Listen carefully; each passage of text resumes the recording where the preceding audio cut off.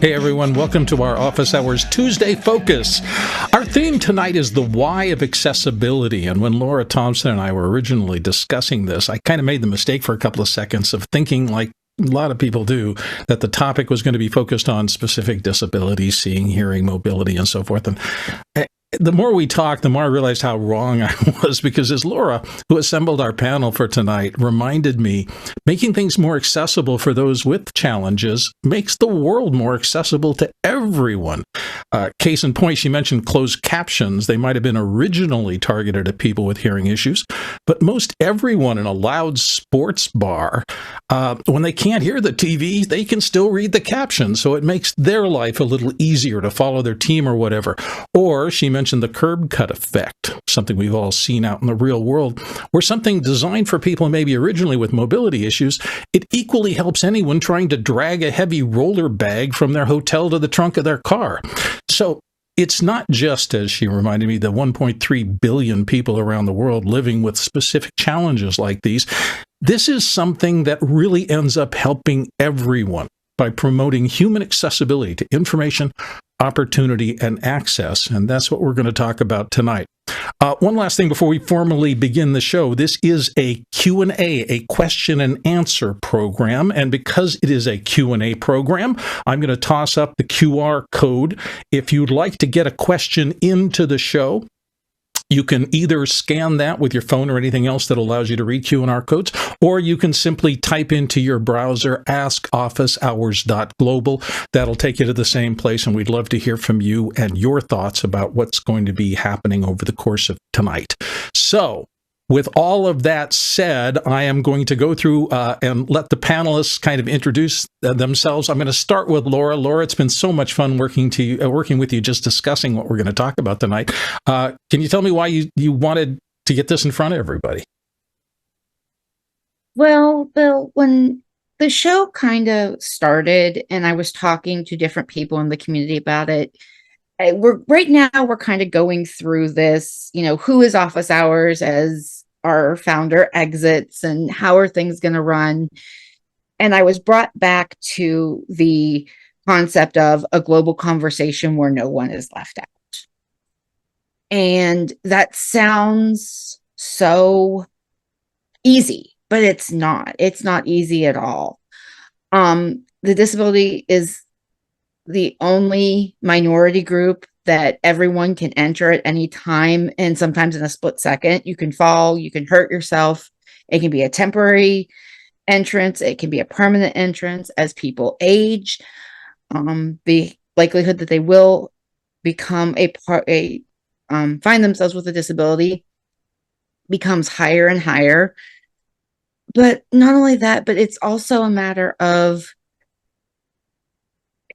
accessibility ends up being a technical afterthought quite often, and build it in from the beginning is easy. I don't want to say it's easier, but it's less lift to bring it in from the beginning than it is to remediate after the fact. There are,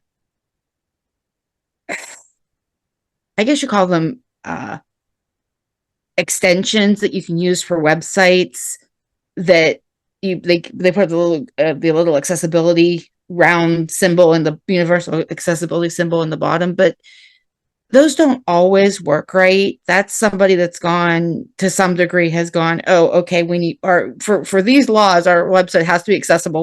Let's load this plugin and call it good enough. Human testing with websites is extremely important.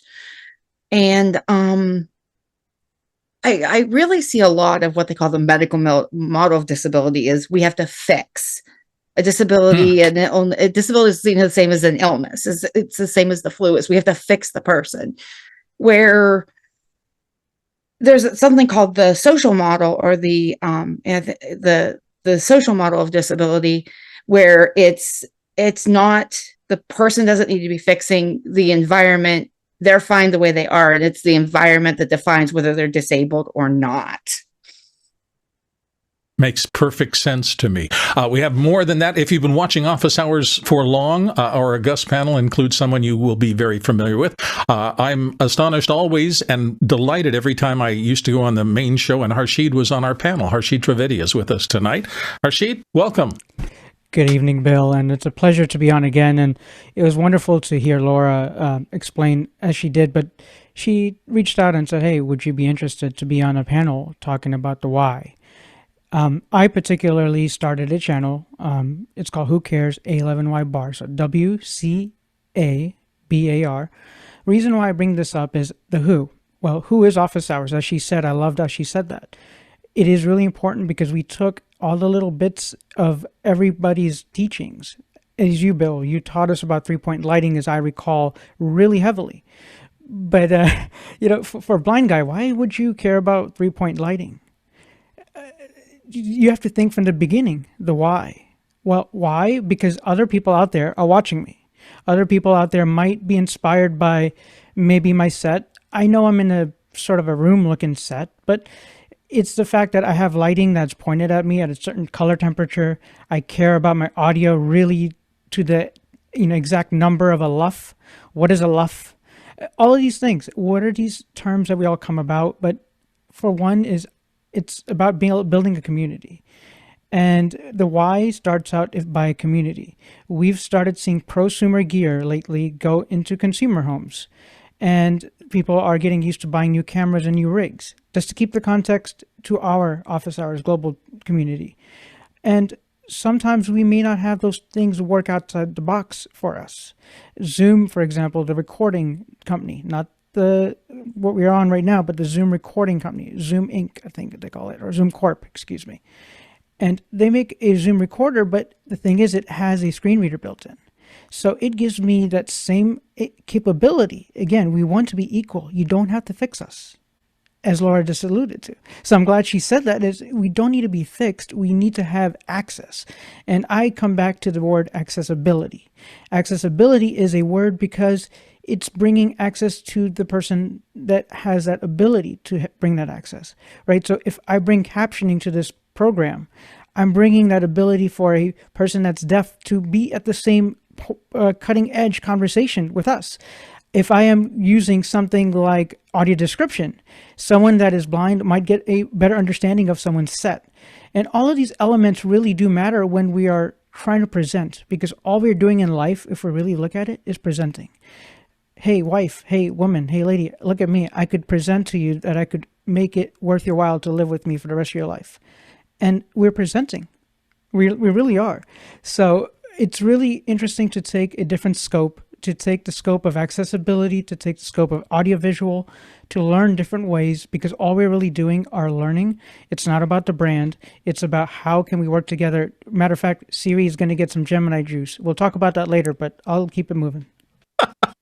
You scared me to death because you talked about the most frightening moment of my life when I asked my wife of now 44 years to marry me. So I will go down that rabbit hole. I'm going to go down a better one, which is the Mandy Van Cleef area. Mandy, welcome to the panel.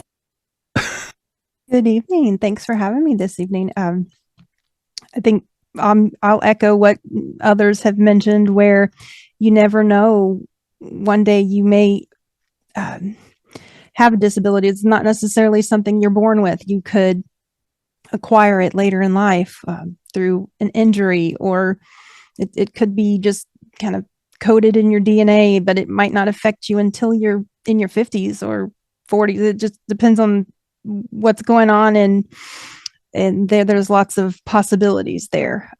It was about 15 years ago. I had already I'd done some things with technology and some things with education, and I thought, well, let me put those two together and find a job where I can use my teaching skills and my technology skills. And I ended up working at a blindness agency in Cincinnati, Ohio. And I was there about 15 years. But about 8 months in, I went to the eye doctor and found out that I had a progressive cornea condition. And it's kind of a slow progress, but I got a lot of time to prepare for tools that I would need to use later in my life. So I really appreciate just I don't know, the timing, the way everything worked out. And over those years, I worked with many different types of assistive technology, not just for vision loss, but there was usually some type of vision loss component to it, but also physical problems with dexterity or hearing. So combining the multiple disabilities into the kinds of technology tools was something that I have really enjoyed gaining that experience in. And I remember working with a few clients where the typical way to access something due to their vision loss, they were going to have to do some swiping gestures on their touch screen for their tablet or their mobile device. And that wasn't quite as easy for them to do physically. And so we found switch control, which switch control traditionally is not a tool for vision loss. It's more for physical, just somebody who might be mostly paralyzed, but has a little bit of movement that they can do with their jaw, or just a small part of their body that can push a button. And I couldn't find anything online about using this specific device with the vision piece. And so I had to research it all myself, figure it all out, just trial and error. And that was, I got to actually present about that at a conference. It's like, I need to put this information out there because I couldn't find it. So these tools are, there's mostly the technology tools that I worked with. So it's the electronic access on top of the physical access that Laura and Harshit touched on. Very nice. And someone I'm pretty familiar with because he and I have been on David Paskin's show a good little bit together, and I always enjoy spending time with Dave Troutman. Dave, welcome. Mm-hmm. Well, thanks for having me in here. I took the appeal seriously, and I always support this kind of communication. So my brother had cerebral palsy, and he also suffered from epilepsy, and it's actually what he died of. And I grew up with him, learning as I was growing up what his limitations were. And when he became an adult and lived on his own, he became a lobbyist and went to various levels of government to try and convince them of the very things that Laura and everyone here is talking about. Someday you will be disabled. What are your plans? And the elected officials would, no, well, you know, I won't be disabled. I'm not. Yeah, you might break your leg tomorrow. And he goes, well, yeah, I'd be snowboarding or something. And yeah, anything could happen to you and you suddenly have a disability. But also, as we age, as everyone's mentioned, we are manufactured to fail. So we begin to fail in various ways. And we have disabilities that are obvious, and other ones which are cognitive, and other ones which are simply slowness. So we can have all kinds of considerations for those things, but really what we're looking at today is, why not plan for that? Why not build accommodations into the system of our lives at every level, technologically and in the physical environment, which help everybody all at once, all the time? I think there's a good movie title in there somewhere. Anyway, my own experience with accessibility was when I went into the Mac use after they upgraded some 12, 15 years ago. They upgraded the interface to make it be more beautiful, and I was unable to find buttons. And I found in the accessibility layer that I could increase the contrast, and they'd put a line around all the buttons and icons, and they put lines between all the items on the drop-down menus, and I went, how did I not know about this? Great. Let's put those things back in that they took out, and it helped me. And I wasn't disabled at the time. I was quite capable. Right now, of course, I've got a macro degeneration of my macular layers, and I'm starting to lose my sight, which is a bad thing for a TV producer, not to be able to tell if something's in focus, you know, that sort of stuff.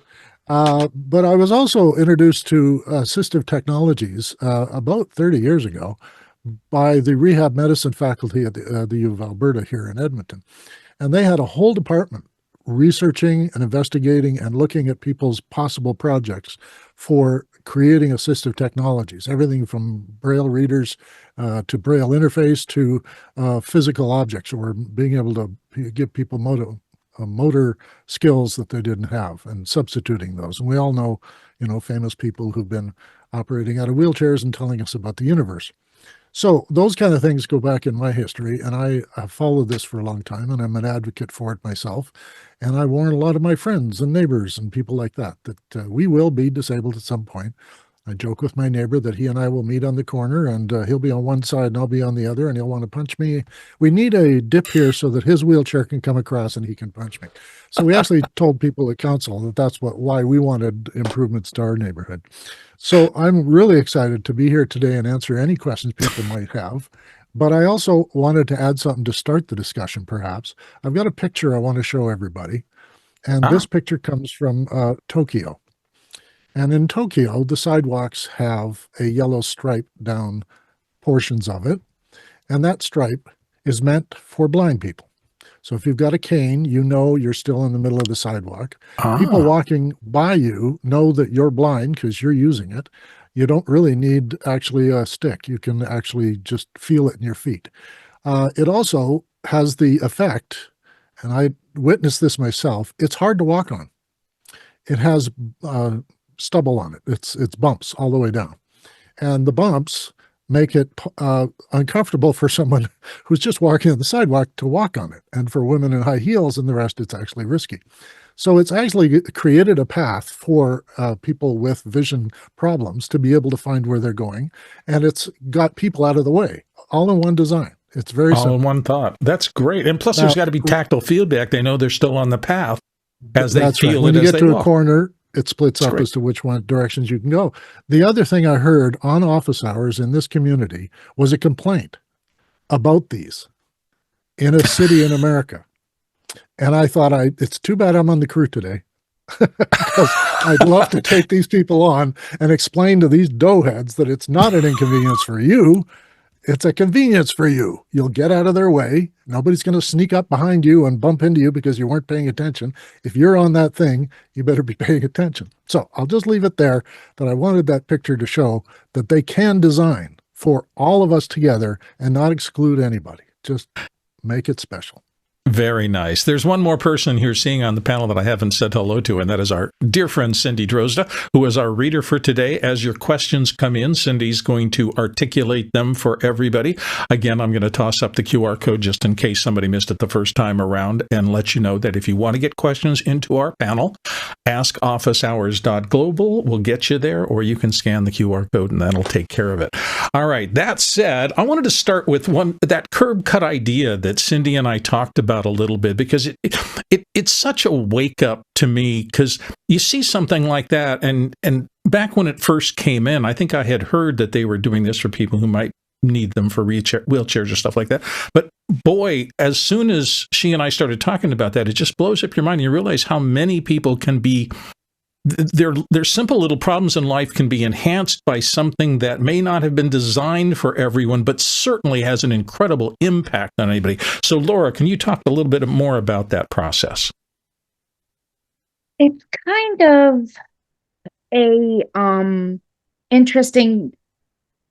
I ran across the curb cut effect. How I actually ran across this. I actually ran across it not from curb cuts, but from Guide Dogs for the Blind. Guide Dogs for the Blind actually puts Alexas in every single one of their student rooms for alarms, awareness, timers. And it was kind of one of those things, that's interesting. The Meta Ray-Bans have become, which I think there's a question about later but that's one of those things where they've become really adopted into the community for navigation and color identification and all kinds of things like that.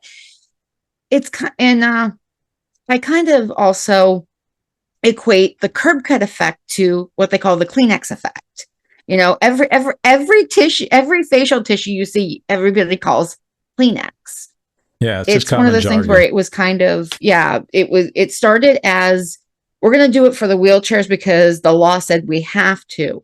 Strollers, everybody pushing their, everybody pushing their suitcases. And closed captions. Anybody who's in a, they're on the train on the way to work, they're reading the captions instead of listening to, because you can't hear it because of the rattle of some of the trains and stuff. Yeah. It was designed with one specific group in mind, but everybody benefited from. I want to bridge off of that for a second. When the social model of accessibility is adopted, there is a benefit to everybody in society. The employment rates of people with disabilities is lower than the general population, but sometimes it's harder to get an employer to accept someone with a disability because they're afraid of what it's going to cost them to accommodate that person. And that is where we need to stop, where if it's built in first, that gives you more access to a larger talent pool. And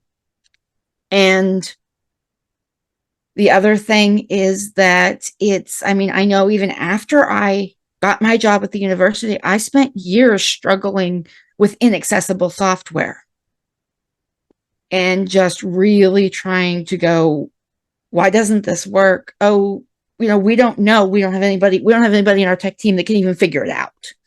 It's kind of a conversation and people are afraid of it. And the other thing too is if you actually see somebody walking or with a disability, my big battle cry is ask before you help. Don't assume they need to, if they're in a wheelchair, don't assume they need to be pushed across, that they're in the crosswalk. Don't assume that they need you to come behind them and move them. Don't assume you see somebody blind walking with a cane that they need to be guided. Ask. And if they decline, respect the declination. That's such a good point, because I used to do a lot of work with Recording for the Blind when it was called that back in the early days. And the gentleman who was running the organization was himself legally blind. And I had to go with him to speeches and things like that. I happened to be the board chairman of the support board for that. And I remember the first times that he and I were going to travel alone, and I confronted this very thing. What's the appropriate protocol? Do I put an arm out? And he eventually just kind of grabbed my arm and said, listen, I'll let you know. I know you're a friend. I'm going to reach out when I need you. And the rest of the time, just let me do what I need to do. And it's kind of permission. So can everybody on the panel talk about, are there things that you would pass along to not just your friends and people who do not have disabilities themselves, but for kids and people that we're teaching about these kind of social skills to make sure that everybody is respected and feels that way? I don't have any feedback from the panel, so if anybody wants to weigh in on this, the first thing I would say is just that: ask before you help. Ask before you help. Okay, and rule number one. If you're curious, be respectful about what you're asking about. There's a curiosity, and then there's people demanding to know why. There's a difference between how and why, and it's. There's a respectful and curious way to do it versus like I'm a guide dog user. And there's a difference between somebody coming up to me and asking about the tasks the dog uses versus, the tasks the dog does, how it works, versus demanding to know what's wrong with my eyes. Or even if they suss that much up, what's the reason I need the dog? Mm-hmm. Makes sense. Dave, did you want to weigh in on this? No, well, I was just because I agree. It's the kind of thing you wouldn't want someone to ask why I have a blue shirt today. I mean, it's just, I'm sorry, I'm me. That's who I am. And you can ask me about, how, what my education level is, if it's relevant and that sort of stuff. But asking me about my disability is not relevant. So unless it is, then the situation will be appropriate. But it's hard, and it's good you mentioned teaching younger people how to accept a person with a disability trying on their own to do something. I have one living next door to me now. I know not to get in the way. I just know. I just say, if she wants me to intervene, she'll wave me over. And this has worked with, being friends with my neighbors and not trying to be too helpful with them and trying to just stay out of the way, because they're coping with it just as much as she is. So in the sense that if you know and meet somebody, or I worked with a blind guy who I could not tell, he would go through his emails so fast because he could listen to a reader at 4 times speed. And I went, I can't make anything out. And I'm a trained listener, trained broadcaster who knows how to hear things at double speed, but I could not keep up. And then he said, oh, you get used to it and all the rest. But we didn't talk about it. I just noticed it and said, oh, man, you're really going fast there. But that's all. And he knew that I knew that he knew. We are a tech show. Does anybody want to weigh in on what technologies are making things so much easier, or still lagging behind in making things easier for folks with disabilities, whatever that happens to be? I'm thinking specifically about the fact that now everybody is dragging around smartphones of one kind or another. What's the state of that in terms of anybody here on the panel who wants to weigh in on it? Bill, I could actually take that one if you'd like. Go for it, Harshi. All right. So we've known, again, I was talking about accessibility, to gain access, right? So we know 2 brands, one being Apple, one being Google, and giving that they provide different products. Now, we were talking earlier of Mac and being able to get captioning working and such that. So VoiceOver, for one, on a Apple phone, is going to provide you a screen reader that gives you all the details that one that might have no vision or maybe some partial vision could obtain, that they once may not have never had. Secondly, Google has their TalkBack, which is their screen reader name. But again, the way I've also been learning Google is the fact that Gemini is our old assistant. Now, assistant is retired. However, the utilization of knowing what color shirt I have, or if I really wanted to know what people are wearing, I could probably wave my phone in front of the screen and know exactly and ask it questions. So I have that leverage now, where once upon a time I did not have that leverage.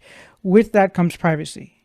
So who's giving us the better equal hand of privacy? Because there's many companies coming out with, there's some cool things that came out at CES, for example. But do we really trust it? Do we really want to spend $11,800 on the product?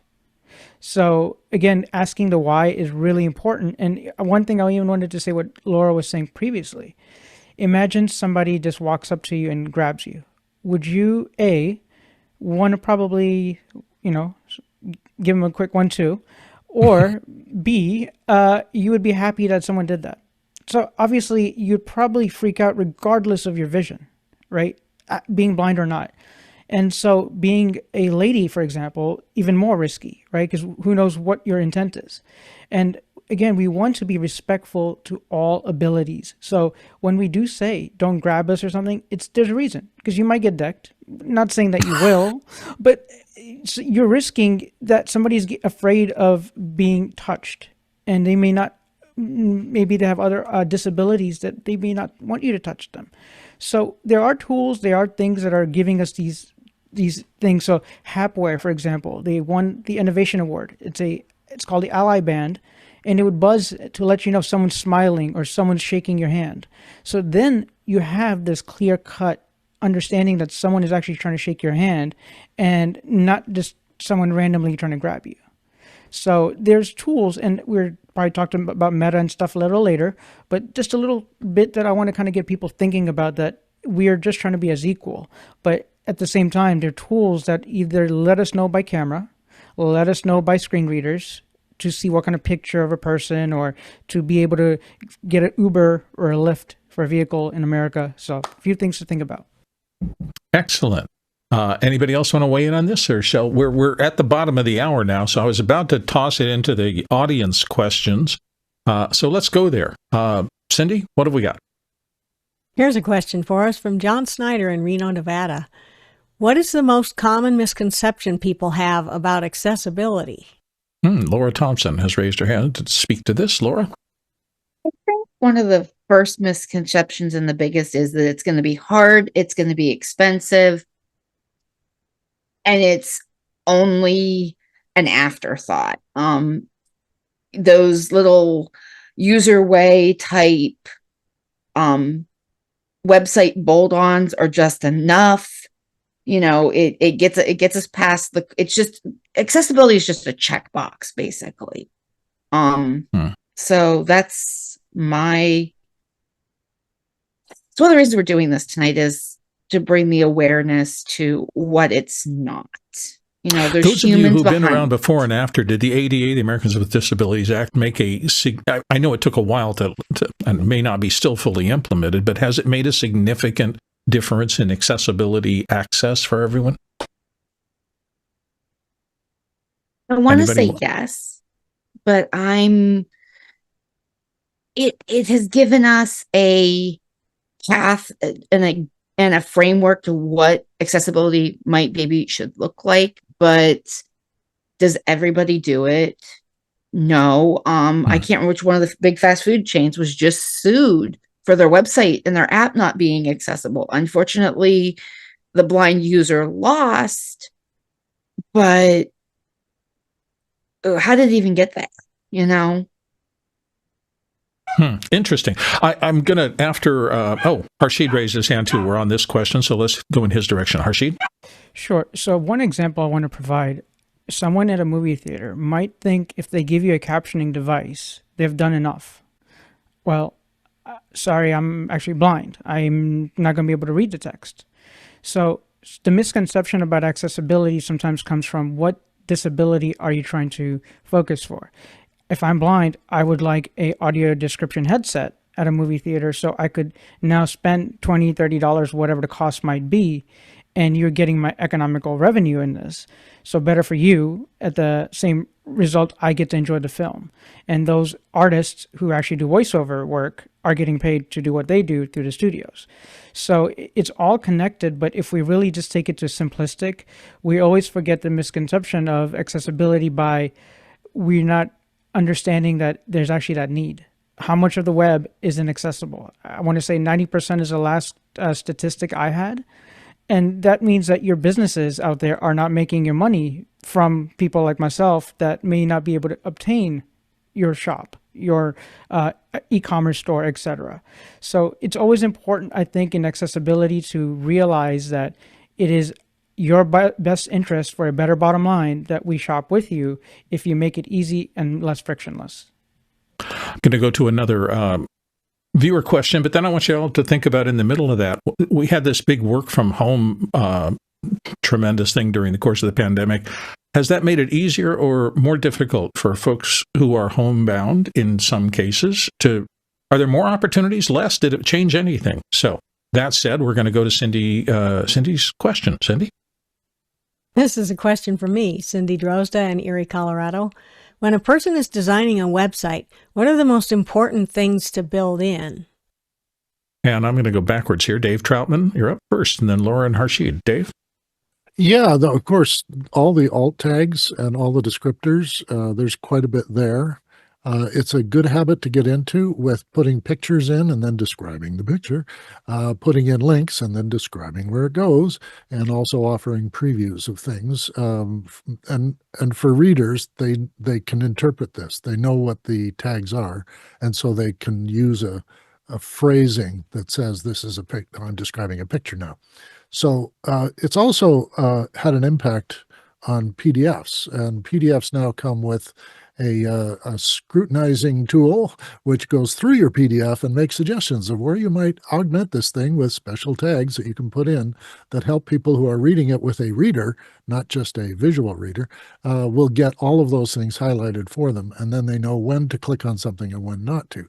So it's really key for, as was mentioned earlier, I think by Harshid, and maybe more so for Laura, people have to test this, and they have to have an attitude of being intent on being disabled during that test. It's not a good idea to test it perhaps on disabled people who don't know what they're going to try and do, but for someone like me, testing a web page I learned that right from when I got up to HTML, and I was doing things for the university, and I learned that you cannot do this if you haven't got all the alt tags in.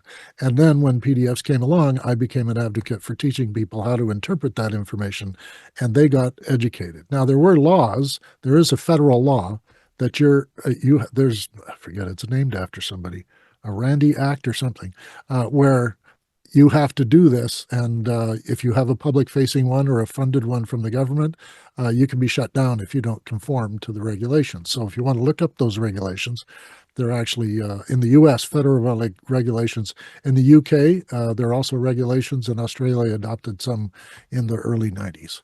So if you want to find out, it's out there. But the thing you want to know is that developers should have somebody testing this, because we can miss it.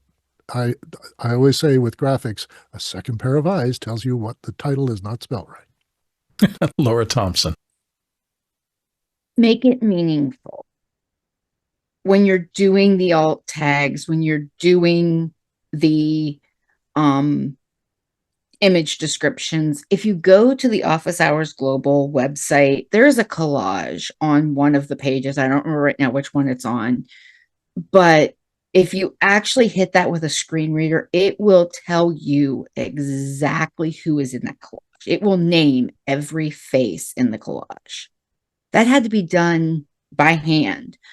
Ken Jordan actually did that when he designed our website.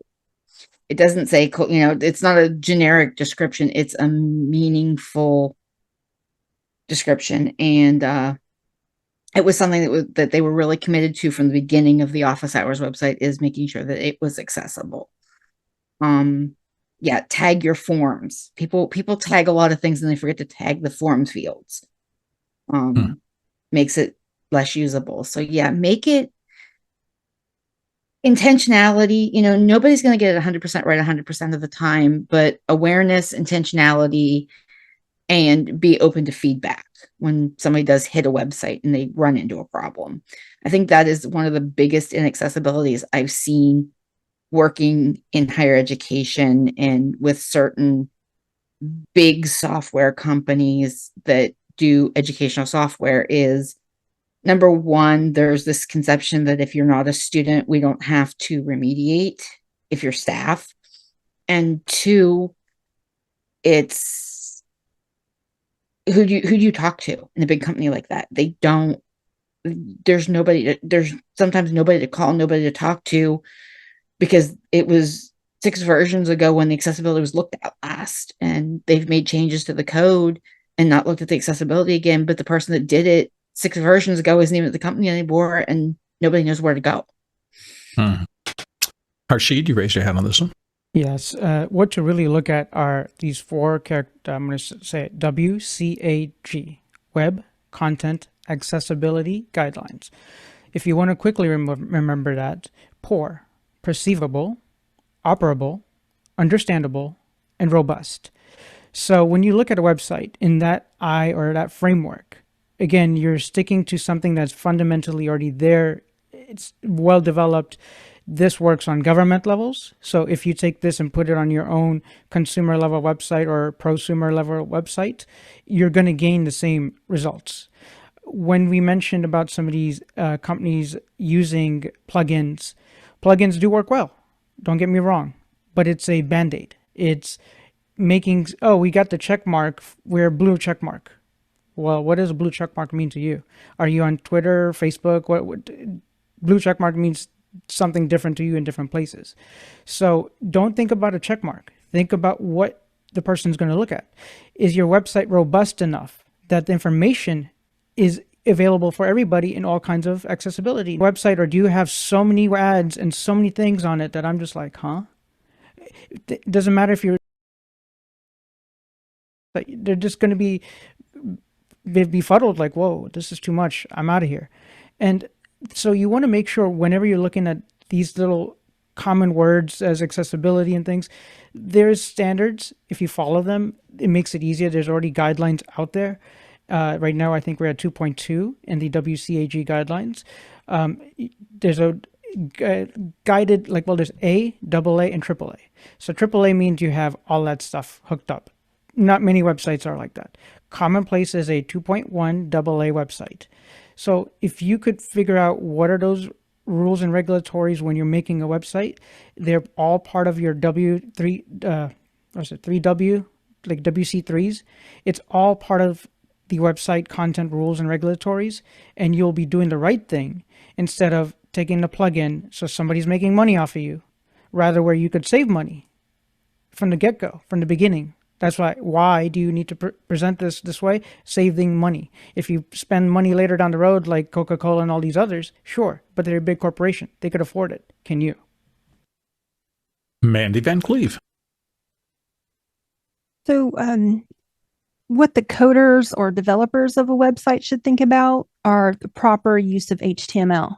So you can just get free accessibility with that. It's ready to go for compatibility with the screen reader. I mean, that doesn't limit you to HTML. You might need something a little more fancy. The ARIA provides special attributes that can be added to HTML to make dynamic content and advanced user interface controls more accessible.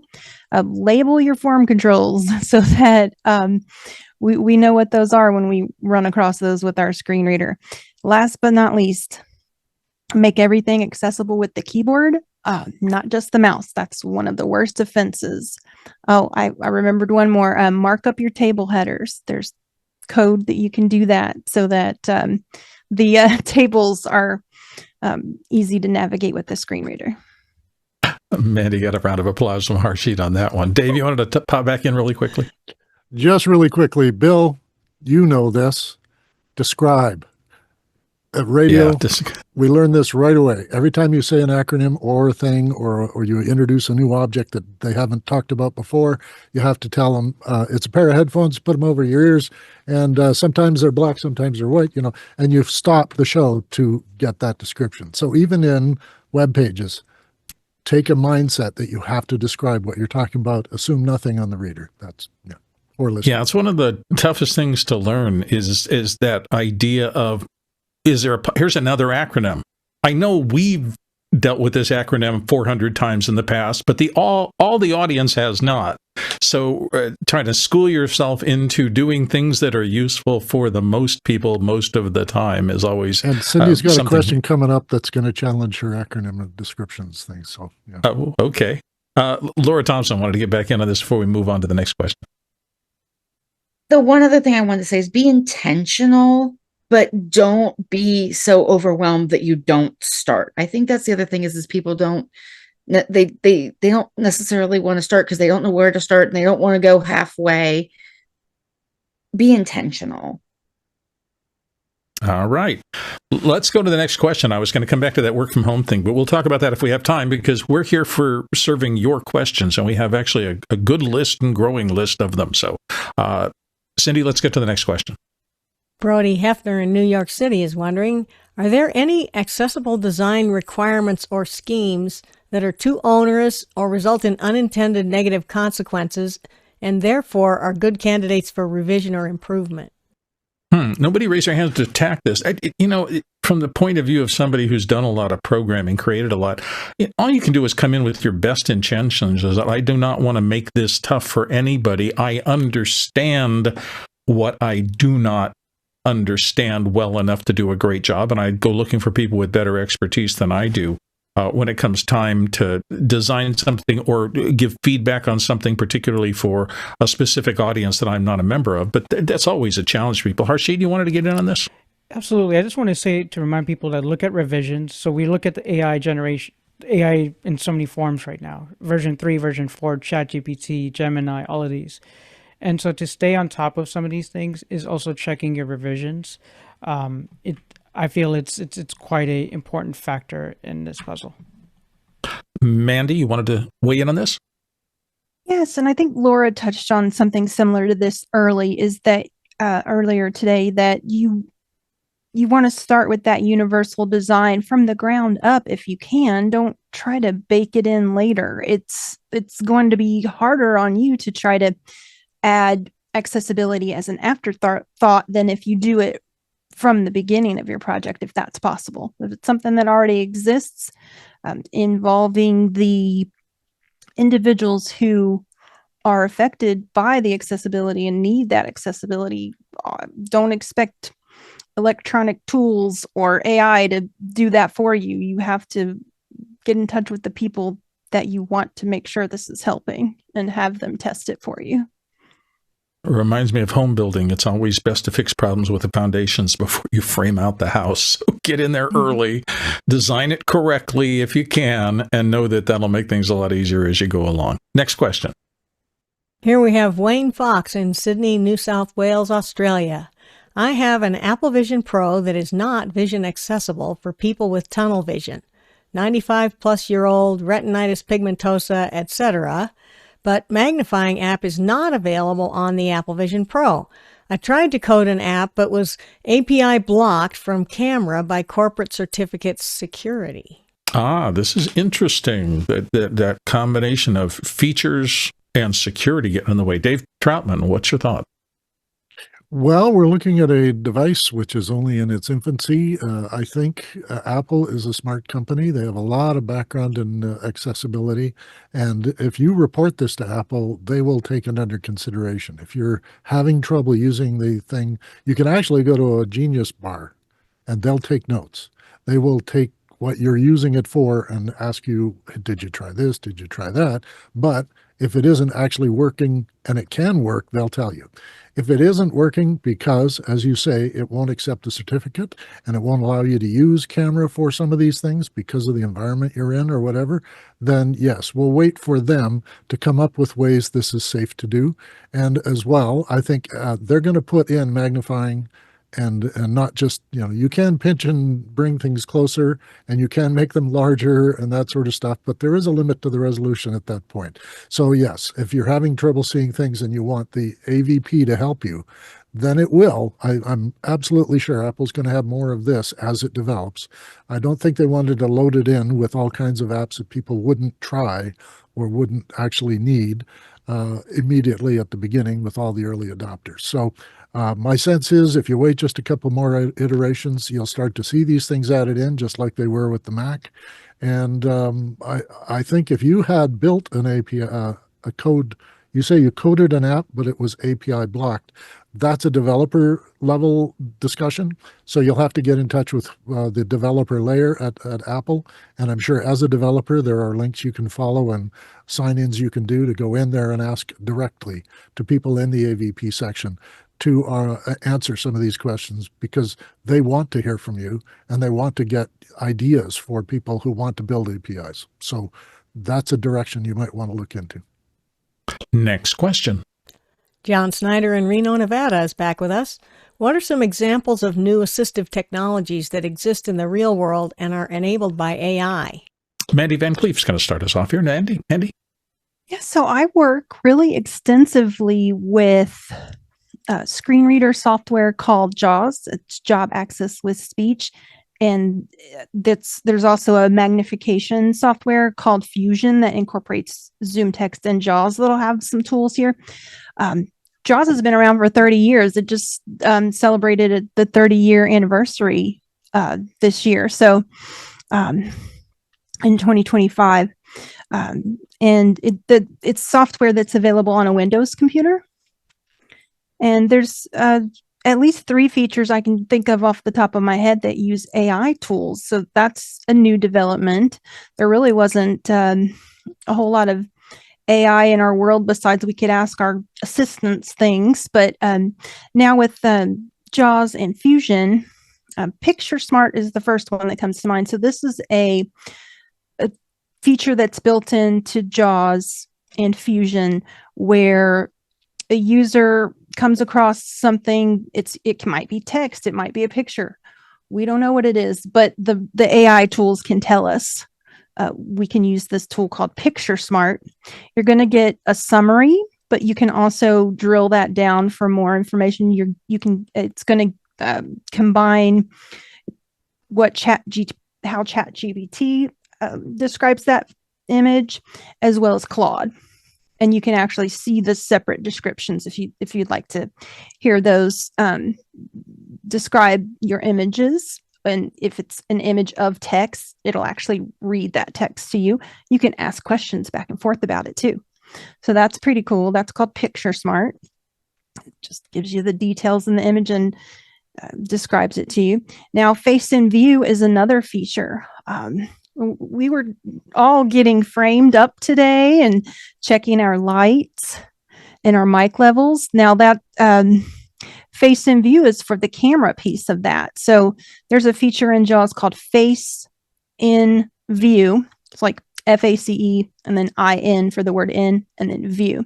So that helps a user who may not see their camera at all to make sure that they're centered, and it'll tell you to move left or move right into the frame.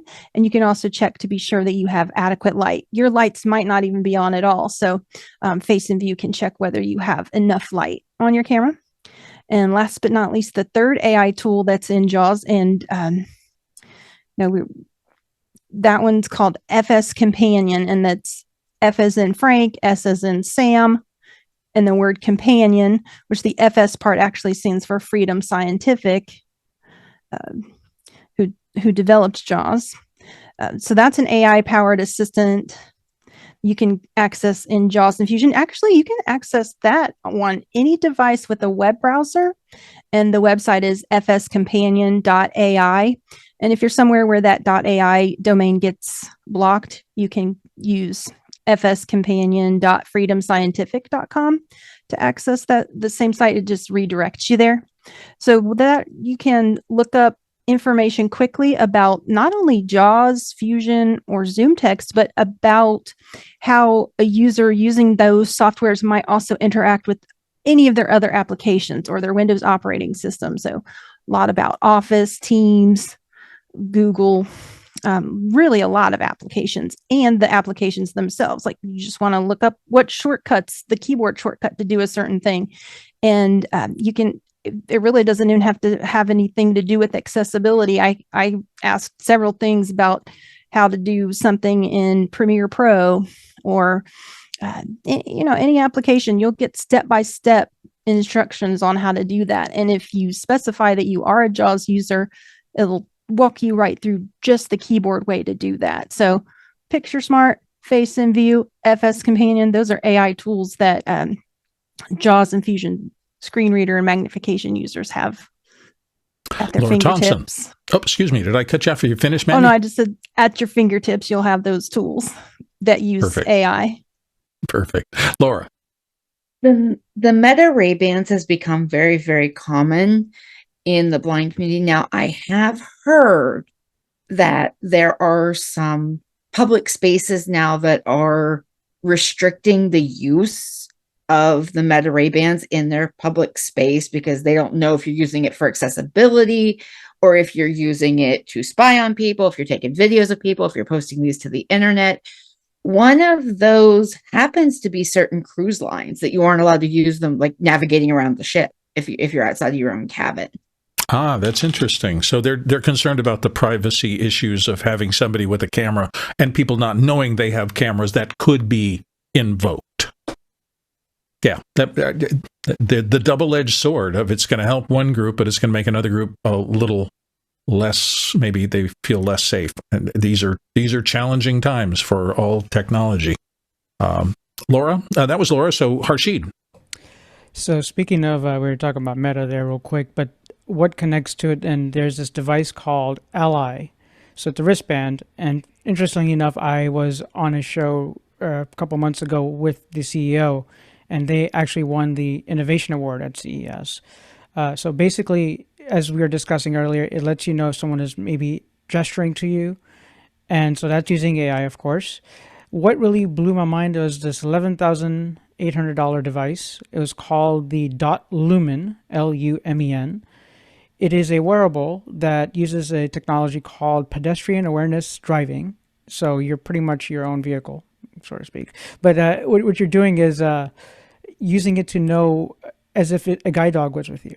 So it would vibrate or have haptics on your forehead, almost like a guide dog. So it's interesting where some of these spaces are going, and it is obviously using AI as its main way of getting things done. A lot of people are using different devices, just even simple, as I said, Gemini. Gemini has gotten better and better ever since. I mean, Banana tells me the description of what I'm looking at. So to describe stuff, and we talked about Picture Smart. I actually use that on my thumbnails for my YouTube channel. So it gives me access to go ahead and know, okay, I get 3 thumbnails it generates. Which one do I want to choose from it? And if maybe one's serious and one's smiley and one's looking all, curious, I might want the curious one. So it's really an innovative tool. All of these things, and even for Braille users, there's a Focus 40 Compact that Freedom Scientific makes. So a lot of people are going to leverage AI, especially even with gimbals and things in this world of audio video. But having those things being workable, usable by us is where we ask the question, why? Have you thought about it? Or are you just thinking about it later after the fact? So ask yourself why. Dave Troutman. Well, I wanted to introduce you all to Tactile Engineering, who have a thing they call the Cadence tablet. There's a picture available for it. This Cadence tablet is amazing. It's an 8-dot Braille reader and writer. The buttons on there, on the front and on the top, and the white navigation buttons are all interconnected, so you can plug this into your computer, your laptop, or your desktop, and use it to navigate with. And it also can do video games. It'll do graphics. That is, if you feel on the pins that are at the top corner, you can feel a graphic. And the graphic can be dynamic. It can be an animated graphic or even a video. And you can play a video game on this thing if you really want to. It'll feel through that. It has Perkins keys on it for you to be able to create your own Braille input. It's a USB port for screen readers on a computer, and it does Bluetooth and USB-C. So you can, and the charge is like 5 days, so this person can use it. Now, they are connectable. If you have one, it looks like this, but you take 4 of these and it turns it into a big tablet with buttons all around the outside, and it expands its capacity to be able to do things or to show graphics. And on their website at Tactile Engineering, you can see some of these images in their gallery, and they show you what sort of things are on the screen. For people like me, it's hard for me to see what's on the screen, but if I were to just touch the surface, I'd be able to tell that there's numbers showing on the screen, and I could feel the numbers. So this is a remarkable new innovation. It's only about 2 years old. They're starting to make them and sell them. And look for them in all your corner stores. And I know for a fact, having talked to the company directly, the Canadian National Institute for the Blind includes this device in the training of newly blind people.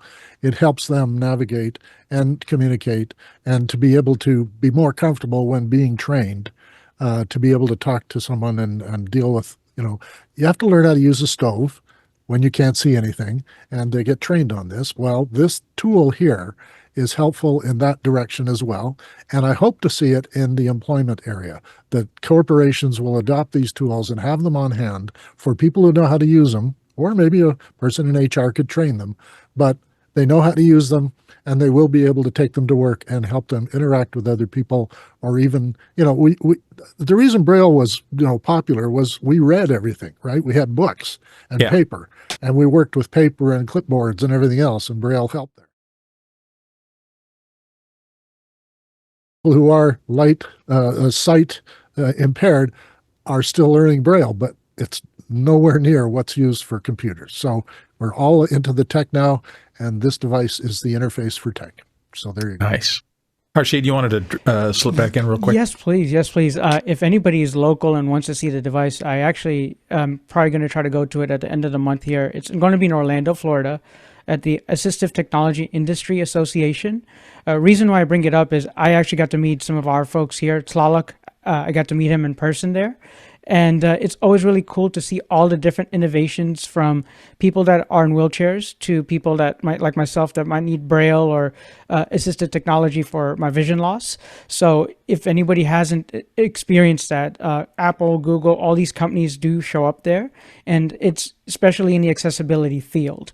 And for educators, it's really important because you get to learn what is really available to you in your classroom.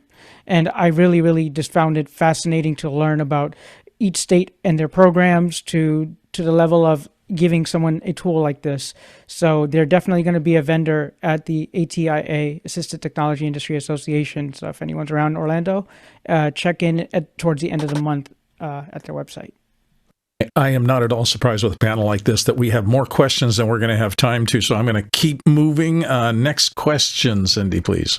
This one's from Kenny Hampton in Greenville, Illinois. At what point in a developer's career do you think accessibility education should begin? Where is this taught? Oh, Laura, thoughts on this?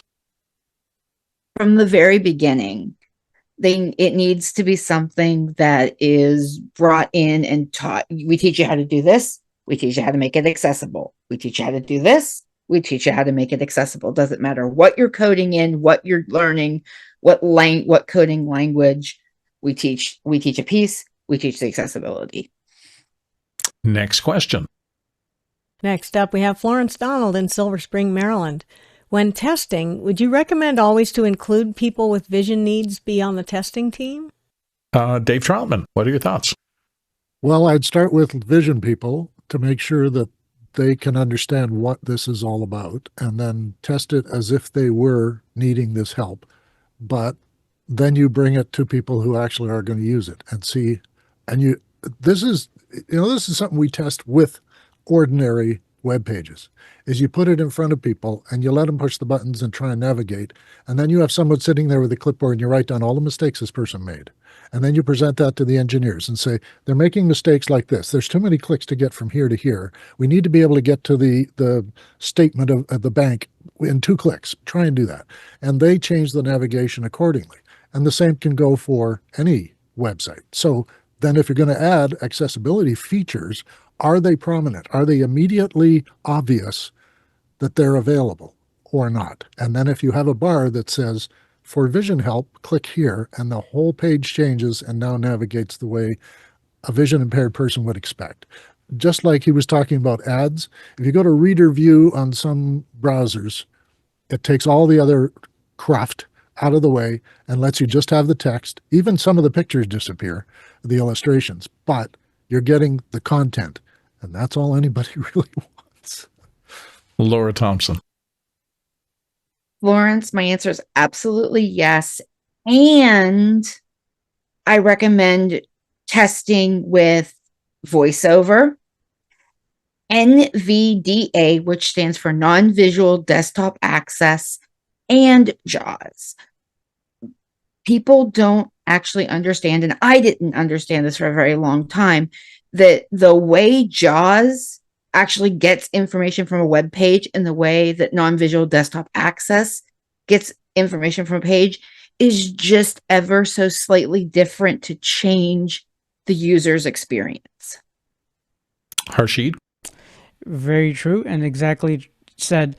If you're someone that's like myself, I'm using TalkBack on Android, and someone might be using VoiceOver. Well, you want both of those pieces of details to be equally accessible.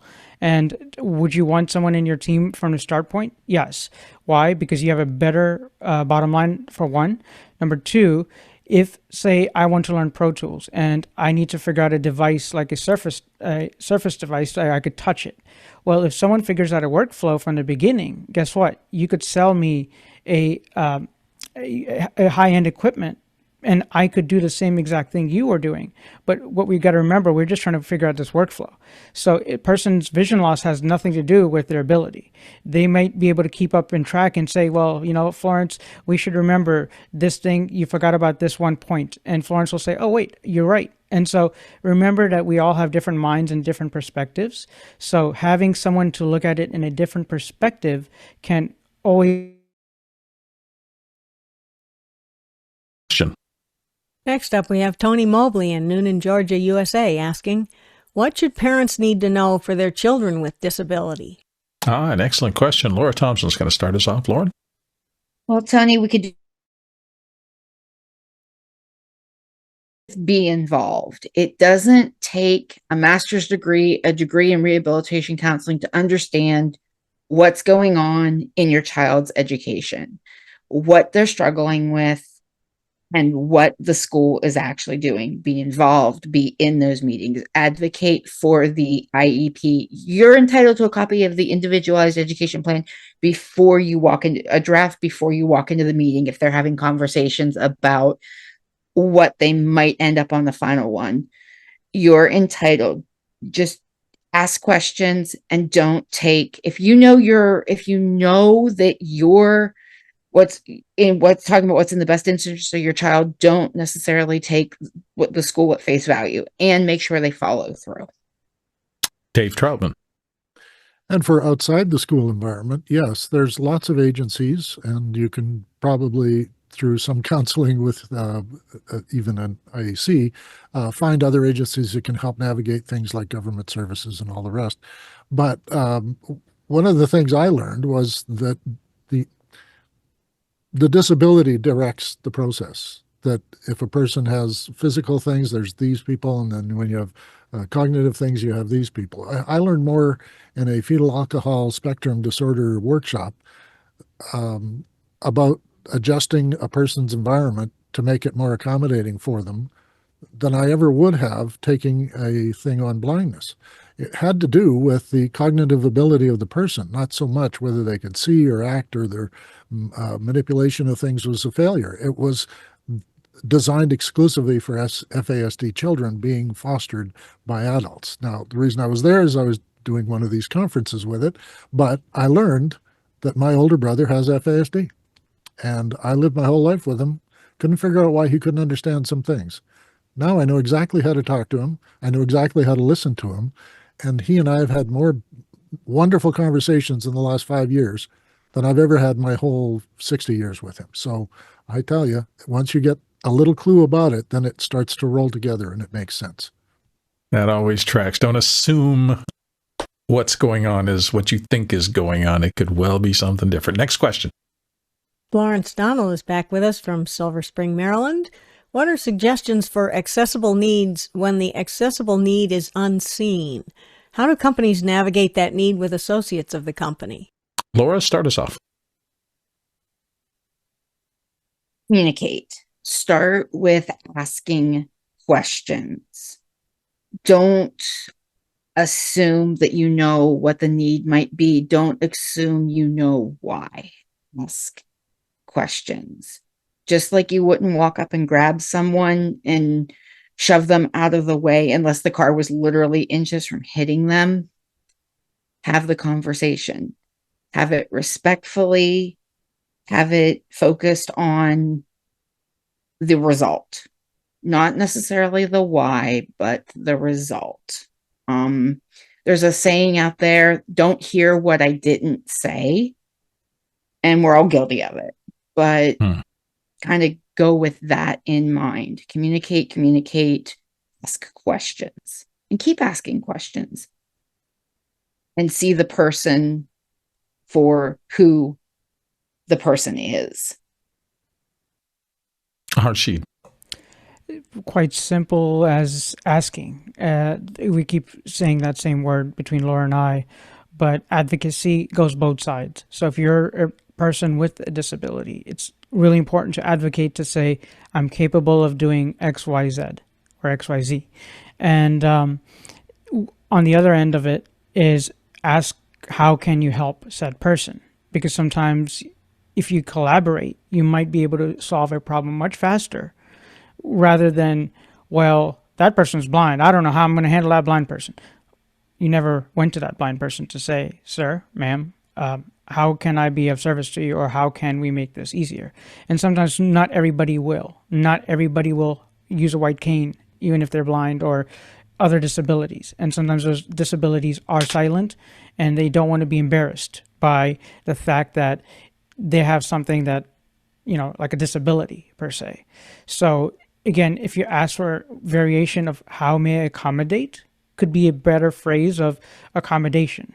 You're not creeping into personal space there for certain beings that might not want you to know about it. And so that in itself will get you a better conversation started. And remember, both of you should advocate. If you don't have the product or the tools, advocate to a company, hey, we don't have a product or tool that could do this, and our company relies on XYZ thing for this much output for our company. So sometimes like Apple or Google or these companies will make things work for us, right? Because we putting in the feedback. And that's exactly how a big corporation does it.